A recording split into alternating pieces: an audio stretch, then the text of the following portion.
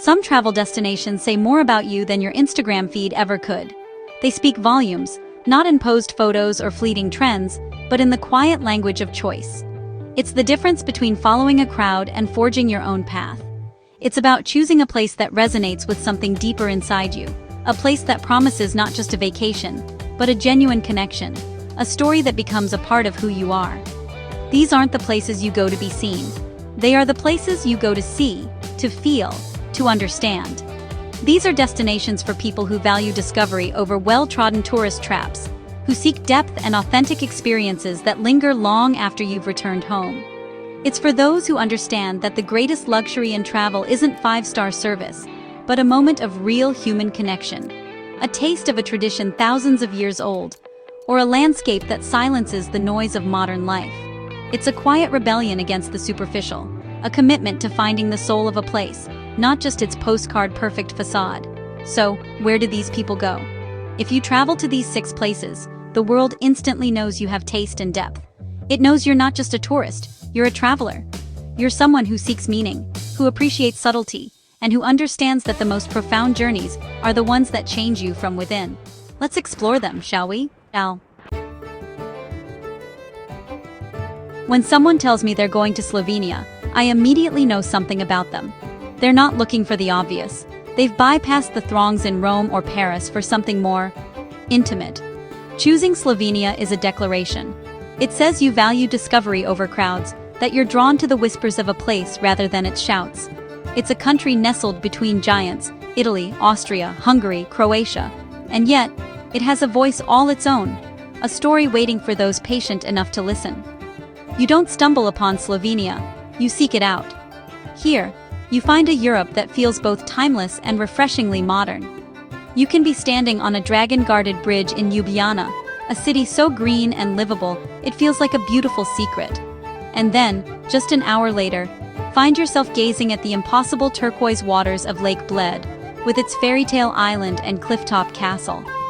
This is a place where nature isn't just a backdrop, it's the main character. The people here have a deep, almost spiritual connection to their land, from the dramatic peaks of the Julian Alps to the mysterious depths of the Postojna caves. And the food, oh, the food. It's a beautiful, honest reflection of its geography. You taste the influence of Italy in the pasta, Austria in the pastries, and the Balkans in the hearty stews. But it's all uniquely Slovenian. To share a meal here, perhaps some idrijski žlikrofi, these little dumplings filled with potato, paired with a glass of local wine from a family-run vineyard, is to understand the soul of the country. It's simple, it's heartfelt, and it's profoundly delicious. It's an experience that isn't manufactured for tourists. Choosing Slovenia means you're not afraid of the unfamiliar. It shows you crave authenticity, that you'd rather hike to a hidden waterfall than wait in line for a monument. It signals a sophisticated palate, not just for food and wine, but for life itself. It's for the traveler who knows that sometimes the most memorable places are the ones that don't feel the need to boast. They just are. And in their quiet confidence, they offer a richness that is simply unmatched.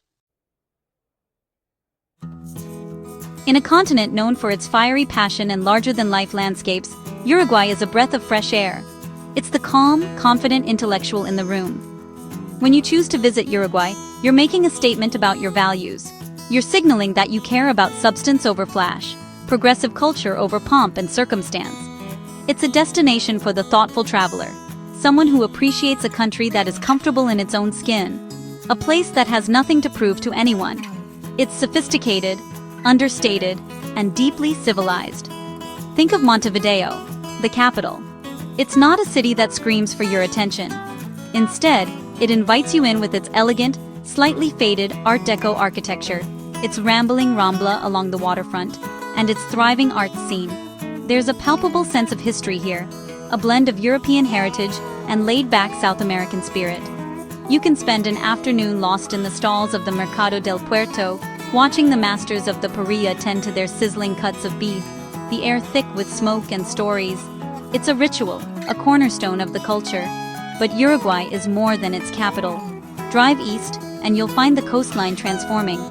You'll pass through sleepy fishing villages before arriving in places like Jose Ignacio. It's not the glitz of its neighbors. It's a kind of rustic, barefoot luxury. It's where artists, writers, and thinkers come to unwind. The focus isn't on being seen, but on enjoying a long, unhurried lunch with friends, feeling the sand between your toes, and watching the sun dip below the Atlantic. It's a place that understands the art of living well. To travel here is to appreciate a society that has long been ahead of its time, stable, democratic, and socially progressive. It's a country where the president might live on a humble farm and drive an old Volkswagen. This humility and quiet confidence are woven into the fabric of daily life. Choosing Uruguay shows you're drawn to intelligence, to subtlety, and to a culture that values community, creativity, and a damn good piece of grilled steak shared with a glass of Tanat wine. It's a choice that reflects a traveler with impeccable and discerning taste. There are places you visit, and then there are places that welcome you with an open heart. Georgia, the country not the state, is the latter. It is a land of mythic beauty and staggering hospitality, a place where guests are considered a gift from God. To choose Georgia is to say you are an adventurer in the truest sense, someone who seeks not just new landscapes, but a connection to something ancient and profound. It shows you're drawn to stories, to authenticity, and to a culture that has weathered empires and invasions, all while holding fast to its unique identity. Georgia is, by all accounts, the birthplace of wine. We're talking about an 8,000-year-old tradition. Here, wine isn't just a drink, it's a sacred part of the national soul. It's fermented in giant clay vessels called kuvevri, which are buried underground. To be invited to a Georgian supra, or feast, is an experience you will never forget. Led by a tamada, or toastmaster, it is a marathon of food, poetry, song, and of course, wine. Each toast is a heartfelt reflection on life, family, and country. It's an honor, a performance, and a deeply moving display of what it means to be Georgian. But the country's appeal goes far beyond the vineyard. Look at the capital, Tbilisi. It's a city of delightful contradictions. You can wander through the old town's labyrinthine streets, with their carved wooden balconies hanging precariously over the Mitfari River, and then turn a corner to find a sleek modern bridge or a buzzing creative art space. Up in the Caucasus Mountains, ancient stone watchtowers stand guard over remote villages like Ushguli, some of the highest continuously inhabited settlements in Europe. It feels like you've stepped into another time. Visiting Georgia is a choice for the curious, for the person who wants to feel something real. It's for the traveler who would rather share homemade khachapuri, that incredible cheese-filled bread, with a local family than eat at a generic restaurant. It shows a desire to get to the heart of a place, to understand its complexities and its history. It's a destination that rewards you tenfold for your curiosity, leaving you with a full stomach, a full heart, and a profound sense of having been somewhere truly special. It's a testament to your spirit of adventure.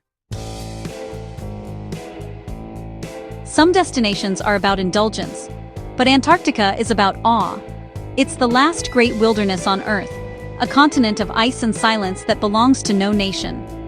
To choose to go to Antarctica is not a casual decision, it's really a pilgrimage. It signals a profound respect for the natural world, and a deep-seated desire for perspective. It says that you are willing to travel to the end of the Earth, not for bragging rights, but for a lesson in humility. It's honestly the ultimate journey for the traveler who understands that sometimes the most important discoveries are the ones we make about ourselves. There are no cities here, no monuments built by human hands. The only architects are wind and ice. The scale of everything is almost impossible to comprehend. You sail through channels flanked by glaciers that are miles long and hundreds of feet high. Icebergs, sculpted into impossible shapes and glowing with an ethereal blue light, drift silently by. The only sounds are the crack of calving ice, the call of a seabird, or the collective breath of a pod of whales surfacing beside your ship. It is a world stripped down to its most essential, powerful elements. The experience changes you. Standing on the Antarctic Peninsula, surrounded by thousands of penguins who have no fear of you, you feel like an intruder, a guest in their world. You realize your own insignificance in the face of such immense, raw nature. It's a feeling that is both terrifying and liberating. This isn't a passive trip where you just sit back and are entertained. It requires effort, resilience, and a willingness to be uncomfortable. The journey across the Drake Passage alone is a rite of passage, a test of your resolve before you are granted entry to this pristine kingdom. Choosing Antarctica proves you are a traveler committed to a transformative experience.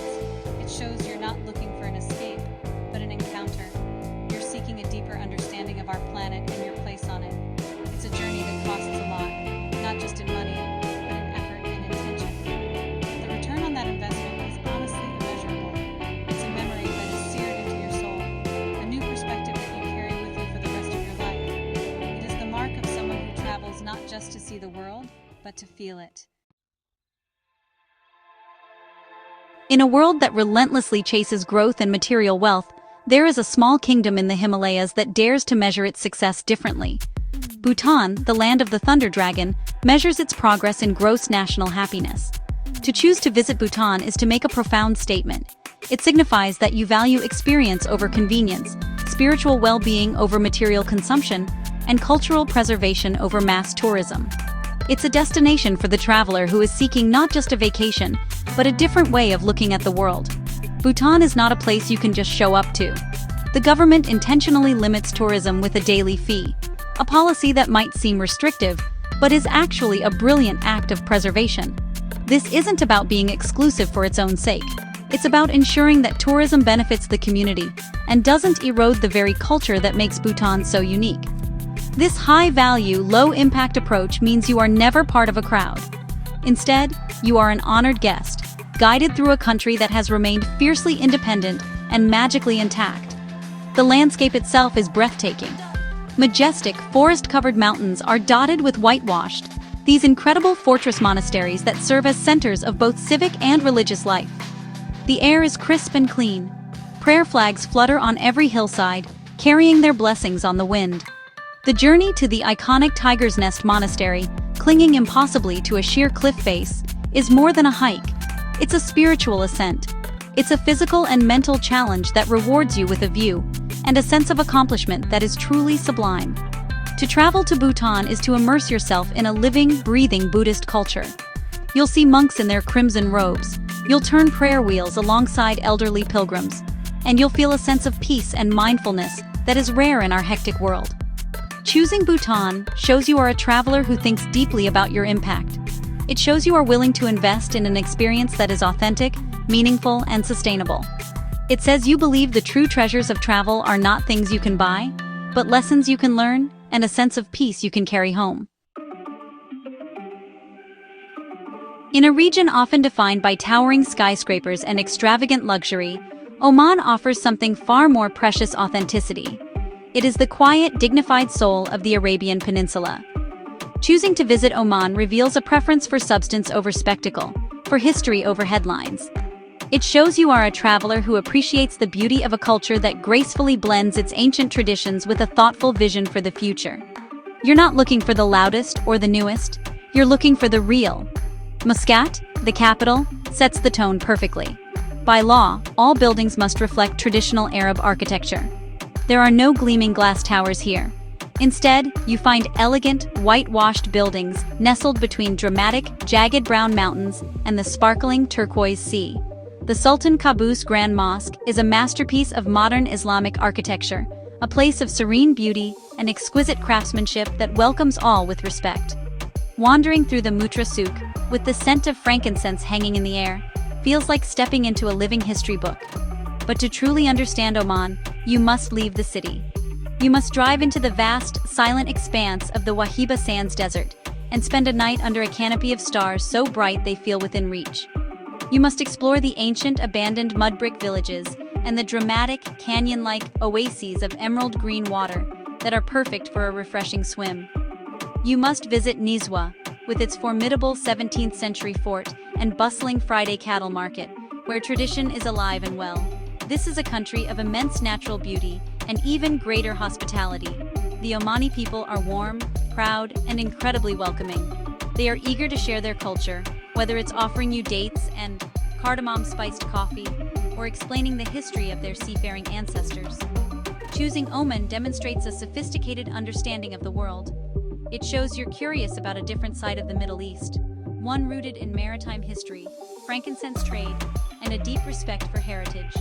It's a choice for the traveler who knows that true luxury is found in genuine experiences, not in glitz. These destinations aren't just trips, they're statements. They show you're curious, open-minded, and ready for experiences that expand your worldview. Choosing Slovenia or Uruguay shows a taste for the understated. Choosing Georgia or Oman shows a craving for authentic culture and history. And choosing Bhutan or Antarctica? Well, that shows a commitment to a journey that is truly transformative, one that touches the very core of your being. These places challenge you, they change you, and they leave an indelible mark on your soul. They are a reminder that the world is vast, complex, and filled with a beauty that often lies just off the beaten path. These are not just check marks on a bucket list, they are invitations to connect more deeply with the world and, in turn, with yourself. They prove that you travel not to escape life, but for life not to escape you. The choices we make about where we go and how we travel reflect the people we are and the people we aspire to be. So, I encourage you to seek out the places that call to you, the ones that spark your curiosity and challenge your assumptions. Look for the destinations that offer new perspectives and demand more from you than just your presence. Because in the end, the greatest souvenirs we bring home are not the things we buy, but the stories we can tell and the ways in which we have been changed. Travel with taste, travel with depth, and travel with an open heart. The world has so much to offer when you do.